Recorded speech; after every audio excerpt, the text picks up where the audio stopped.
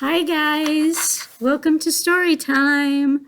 We're ready. We have some brand new stories to read and some stories about Thanksgiving because next week is Thanksgiving and I won't be doing story time next week because of the holiday. Okay, so let's get started. Let's sing hello. Hello, hello, hello, and how are you? I'm fine, and I hope that you are too. All right, let's see, what do we have for the first story, Norton and the bear.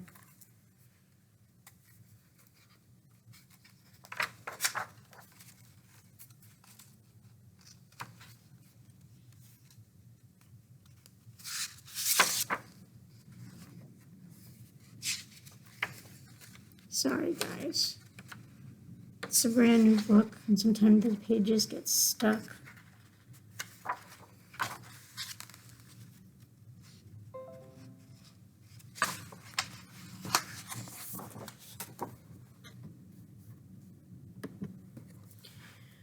Norton liked to dress differently.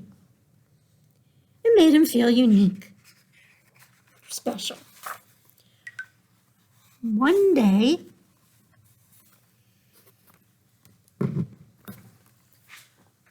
day, he found a sweater. It was very woolly and warm. Not a single person in the street had a sweater quite like it.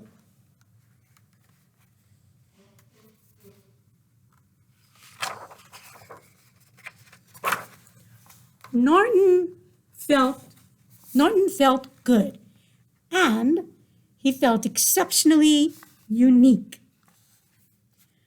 Oh my, what a lovely sweater!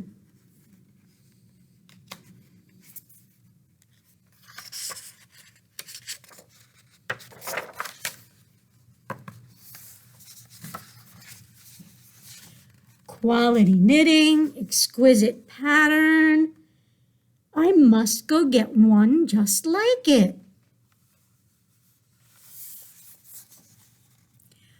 Look, we match. He found one. Wow. And Norton thought that his was the only one like it.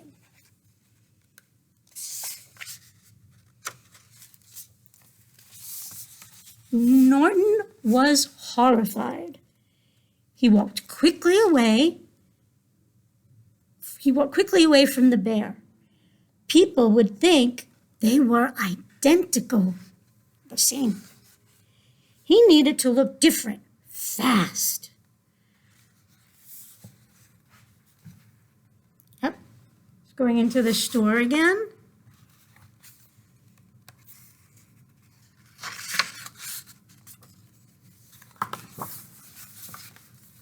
Norton chose the beige scarf.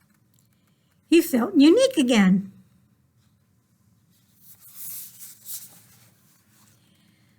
Norton relaxed. The birds were singing. The sun was shining.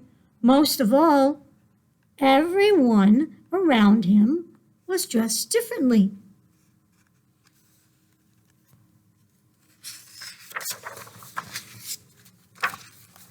Uh-oh, look who's back. Oh my goodness.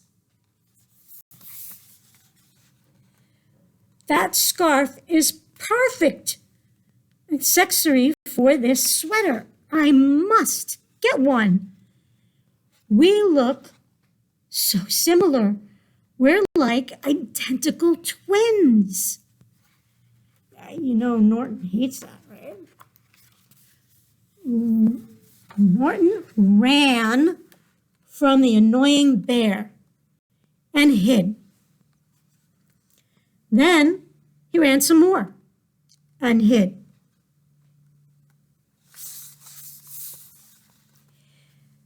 Then he disguised himself and went into a nearby hat shop.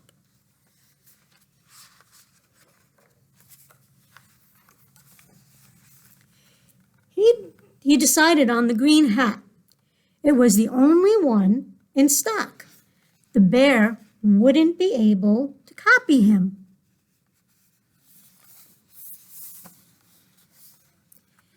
Norton left the shop, once more feeling unique.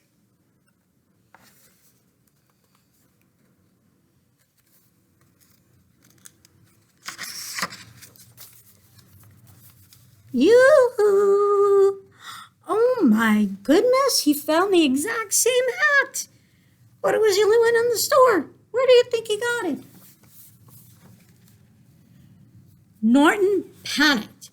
That dreaded bear.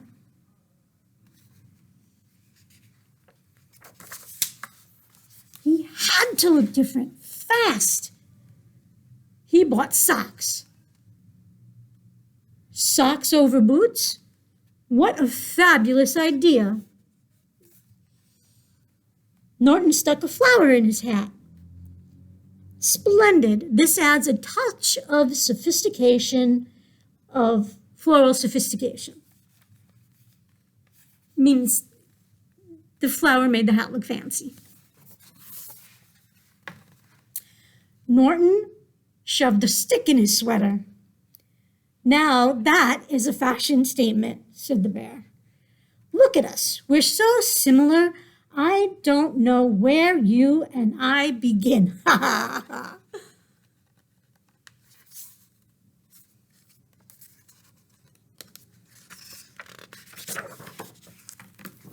Stop copying me. Aw, the poor bear looked so shocked.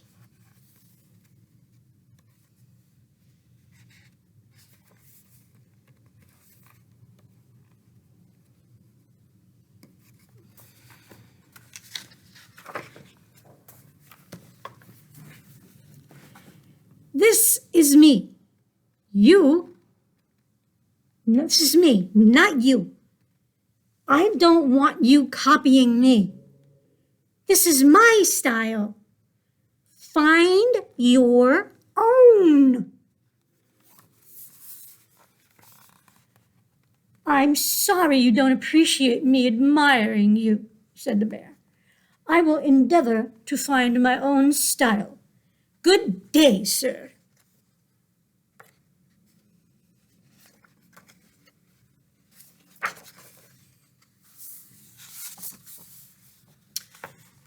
The sun was warm, the birds were singing, and Norton felt bad.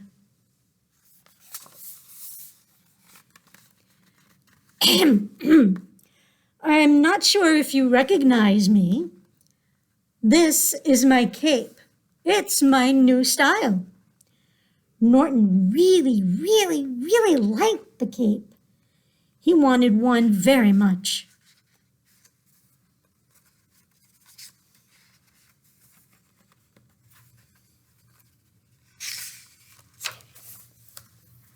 I got one for you too, if you'd like. Norton decided that wearing the same clothes didn't matter so much.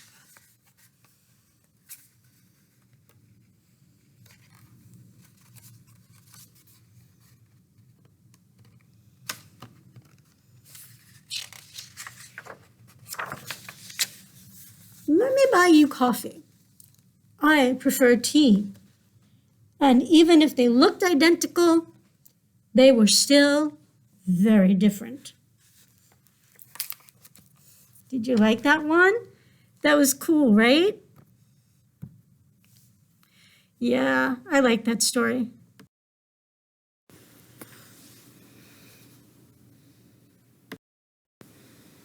Okay, so shall we sing a song? Let's see.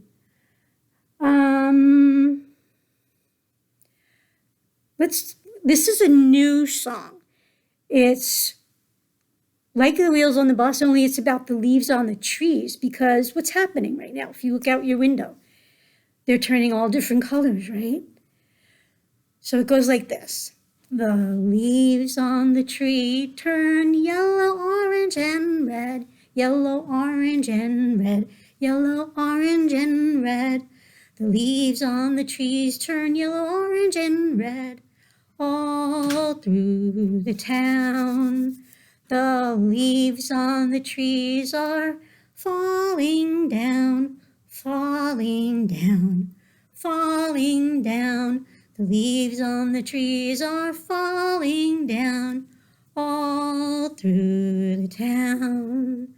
The leaves on the trees go crunch, crunch, crunch, crunch, crunch, crunch, crunch, crunch, crunch. The leaves on the trees go crunch, crunch, crunch all through the town. The people in the town go rake, rake, rake, rake, rake, rake, rake, rake, rake. The people in the town go rake, rake, rake all through the town. Okay. Oh, what about this one? Me and my, what's that? Dragon! Yes, me and my dragon. Let's see.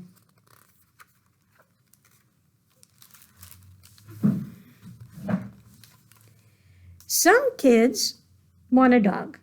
Other kids would like a cat. I want, who can guess what he wants, do you think? A dragon. But not a big dragon. A big dragon wouldn't fit in my house. I wouldn't want a three-headed dragon either. It might not get along with itself, right? Oh, look, see, two of the heads are fighting, and poor guy in the middle, stuck in the middle. I'd choose a fire-breathing dragon.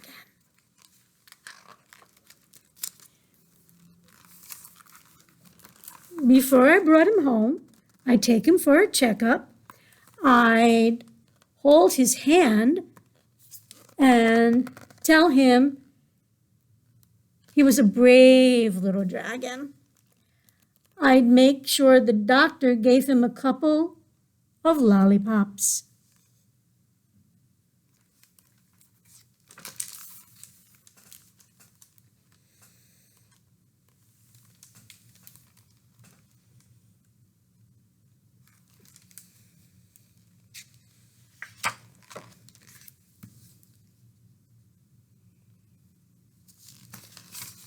On the way home, he could sit with me if Mom and Dad didn't mind.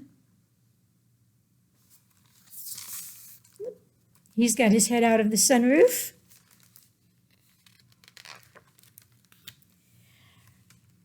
I give him a name, a place to stay, and some toys to play with.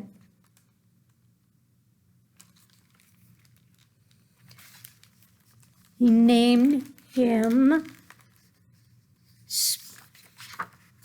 Sparky.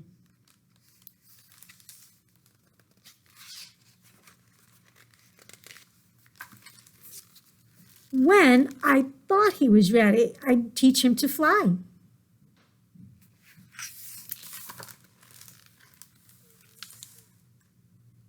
Ooh. Uh-oh. Is the poor dragon okay? Yes, he did it. He flew.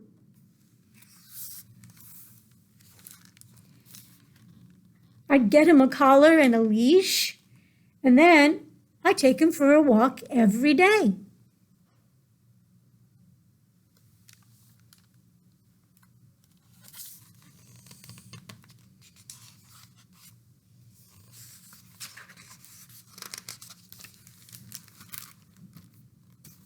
If he was a naughty dragon, I might have to send him to school.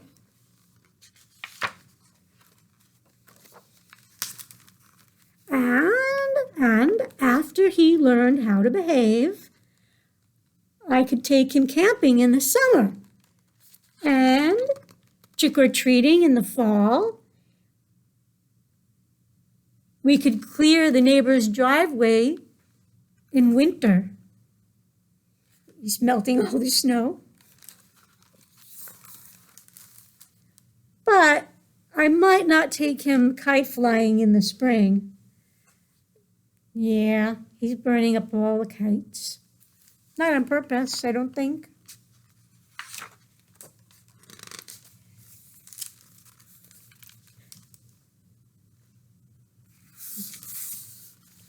If I miss the bus, he would help me get to school just in time for show and tell.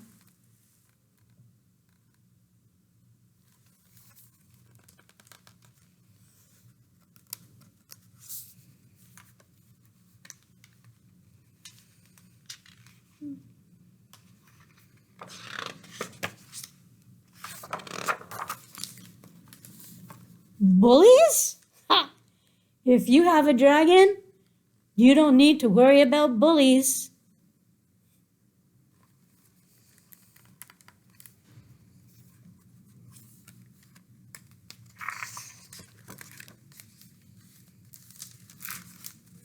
You don't need to worry about Brussels sprouts either.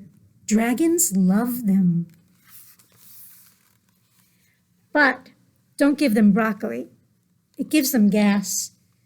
And you don't want a fire-breathing dragon with gas. I'll let you try to figure that one out.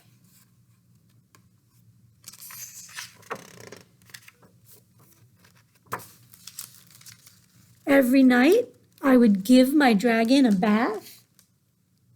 It would be fun.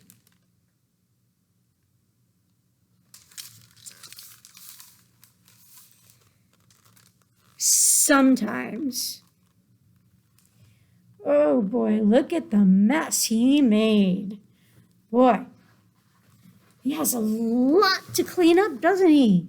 Oh my goodness. I would pick out books that wouldn't give him nightmares and read to him until he got sleepy.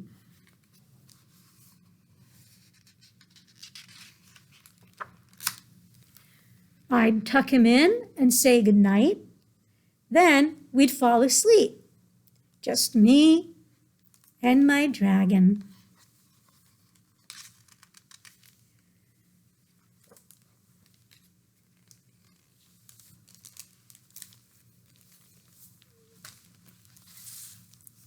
That was a nice one. I like that one very, very much. Let's see, where are we? Okay. Oh, let's do another fall one. 5 little squirrels sitting on a gate. The first one said, oops, sorry, Miss Paula doesn't remember that one. How about 5 little monkeys swinging in a tree? Okay?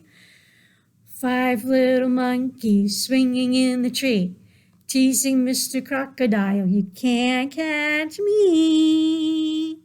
Along comes Mr. Crocodile, as quiet as can be, and snapped that monkey right out of the tree. How many now? 4. 4 little monkeys swinging in the tree, teasing Mr. Crocodile, you can't catch me. Along comes Mr. Crocodile, as quiet as can be, and snapped that monkey right out of the tree. How many now? 3. 3 little monkeys swinging in the tree, teasing Mr. Alligator, you can't catch me.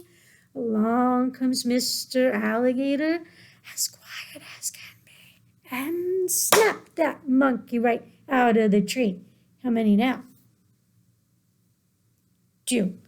Two little monkeys swinging in the tree, teasing Mr. Alligator, you can't catch me.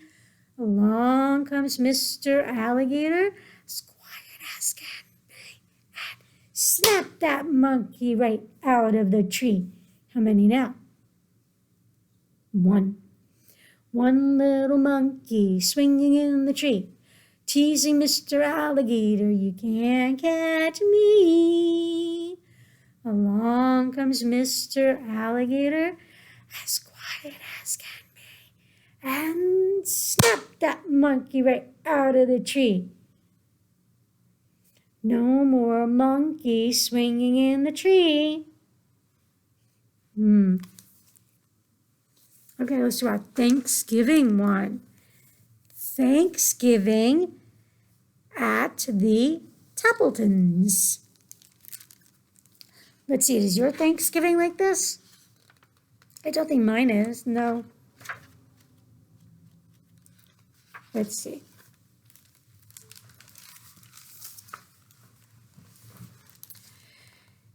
Thanksgiving Day at the Tappletons was always a big day.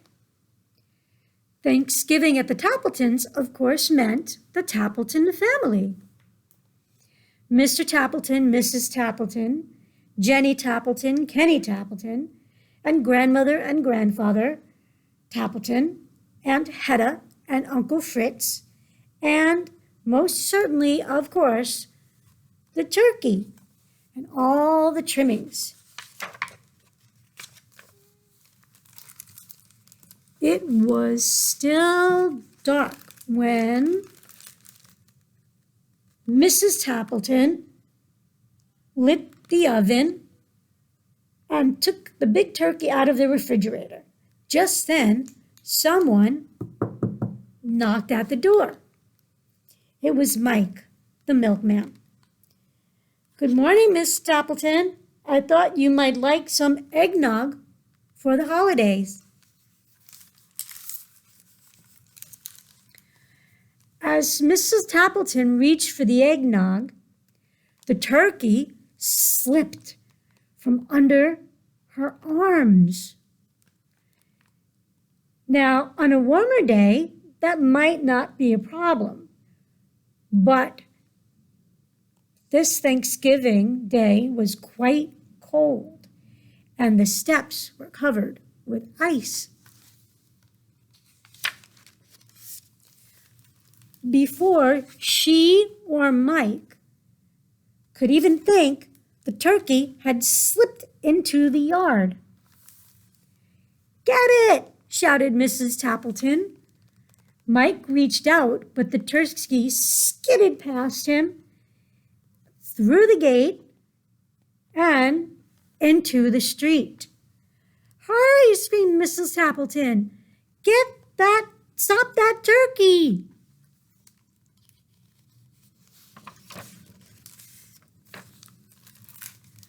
The milkman chased the turkey. Mrs. Tappleton chased the milkman, and the turkey slid down into the pond. Plop, splash, it bubbled out of sight. When Mr. Tappleton came down to breakfast, he took a long sniff. I don't smell turkey, he said to his wife. Of course you don't smell turkey, she replied. You have a cold. I don't have a cold, he insisted. Mrs. Tappleton shook some pepper in the air. Her husband sneezed. See, she said, you do have a cold. After breakfast, Mr. Tappleton put on his coat and scarf and hat and gloves. I'm going to the bakery to buy our pies. Mrs. Tappleton handed him his boots. Wear these, she said. I know for a fact it's quite slippery out there. Sim's Bakery was so crowded the line reached out onto the sidewalk. Mr. Tappleton hated to wait in a long line, so he went to the diner for a cup of coffee. What do you think's going to happen at the bakery? By the time he was done, the long line was gone, but so were the pies. No pumpkin, no mint, no rhubarb, nothing. Mr. Tappleton was afraid to go home with nothing. 2 boxes tied up with string, please, he said. You mean 2 empty boxes? That's right. My, they feel light, replied Mrs. Tappleton. Certainly they are light, retorted Mr. Tappleton. Mrs. Sims prides herself on how light her pies are.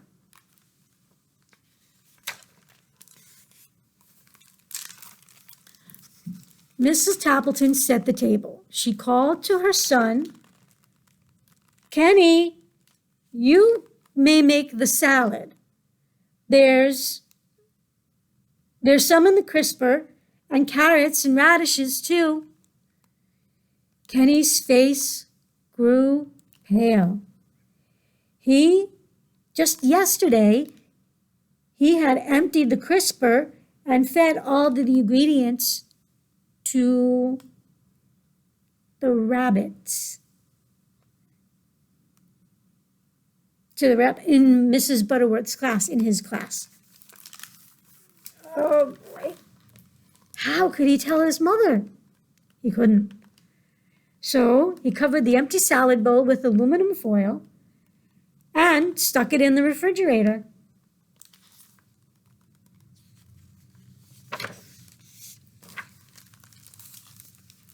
When the others went to go pick up the relatives at the train station, Janie stayed behind to mash the potatoes. Every year, this was her job, and she loved it. This year, she thought, I'll make them even better. I'll use the blender. Just as Jenny flicked on the switch, the phone rang. It was her best friend, Nora. If there was one thing Jenny loved to do better than make mashed potatoes, it was to talk.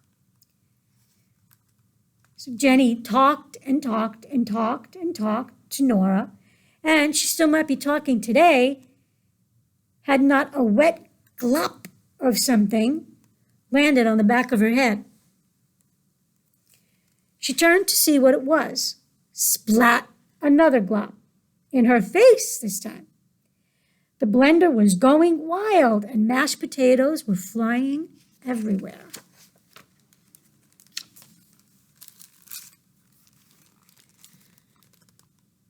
Without even saying goodbye to Nora, Jenny hung up the phone, scrubbed her face, wiped the mashed potatoes from nearly everything in the kitchen. She finished just as the others came back. Uncle Fritz patted his stomach. I'm hungry, he said. Grandfather Tappleton laughed. I'm as hungry as an elephant. Everyone sat down at the table. It was a Tappleton tradition for grandmother to say the Thanksgiving prayer. As soon as the turkey is ready, she smiled. I'm as hungry as 2 elephants, said Grandfather. Mr. Tappleton went to the oven. I'll carve the turkey now. He opened the oven door, and what was there?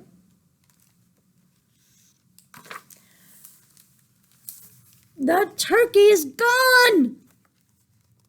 Mr. Tappleton searched on the table and under the table and in every kitchen cabinet. He looked in the sink, and in the broom closet. I can't find the turkey anywhere. Mrs. Tappleton took a deep breath.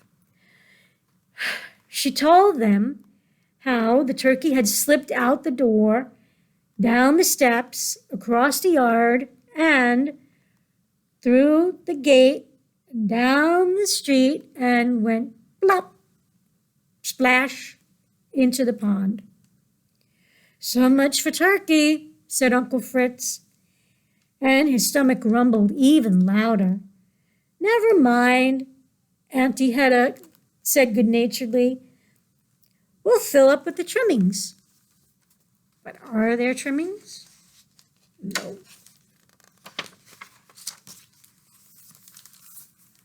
I'll get the salad, said Jenny. Then Grandmother can say the prayer. Jenny set the bowl on the table and peeled back the aluminum foil. Everyone stared at the salad that was not there. I fed the rabbits at school, confessed Kenny. Uncle Fritz looked downright gloomy. So much for the salad. His stomach rumbled again. I'm as hungry as 3 elephants, said Grandfather.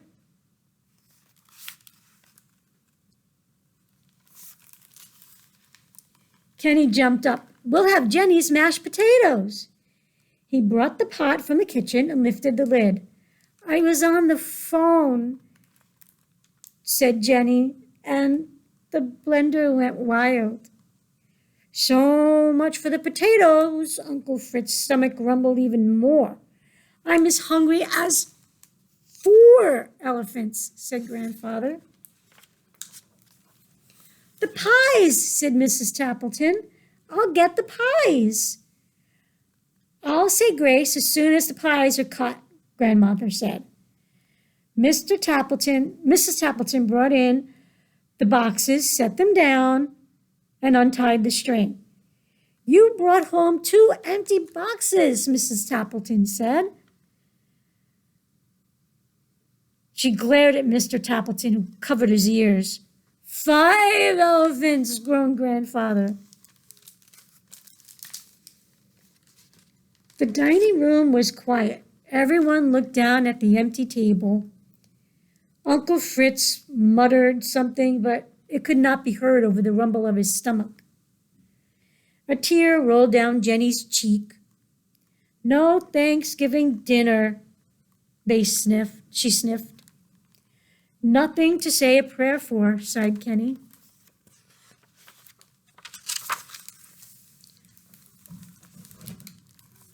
Grandmother smiled.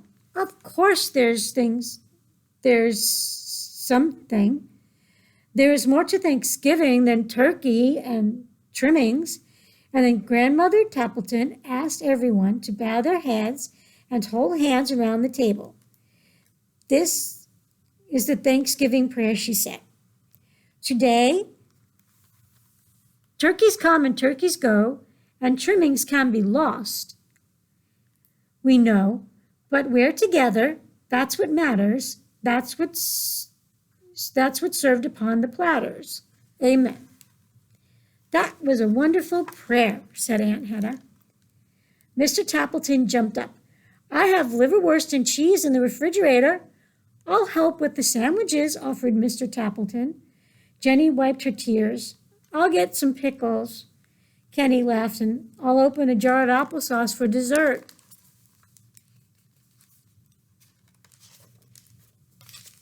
And so the Tappletons had their Thanksgiving dinner after all. Uncle Fritz's rumbling and Uncle Fritz's stomach stopped rumbling, and Grandfather Tappleton ate enough liverwurst to feed 6 elephants. In fact, everyone had plenty to eat, but most of all, they had each other. And isn't that what Thanksgiving really is about? Being together with everybody that you love. Well, guys, I hope you guys have a wonderful Thanksgiving. Have a great time with your family and friends. And I will see you the week after Thanksgiving. Okay? Bye, guys.